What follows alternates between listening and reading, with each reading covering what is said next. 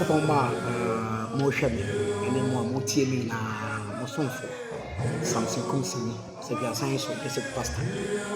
awurade ayadom eje be wo eje nya bedu eye awurade pa ehye bosome edu baako na edi nefua edu nan edi kosi ne nefua edu nkoma ehye 14th to 19th November awurade yadom a wo Abuakwa Canaan life 14th no kosi 19th the Melga didn't so or Abuakwa Canaan na odifo Shadak ohene adikun ona da asafna no kwato nsafre ona na asafo mai na afre no te ya wurade pa 14th November to 19th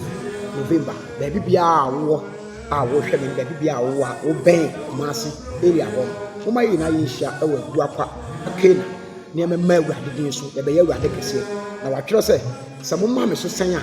esen soro a na twe akra ama me obi ene wo ne awurade ahia na wakọ ne sapan da nti be hye obo se wo ne awurade mehia enkọ ne sapan da wo ne awurade hia owotumi so odo obo ne chew onya do obo ne chew wi a afei de aka ye oji adwuma bia o pese o ye ma wi a obetu aye de ama nti on the 14th to on the 19th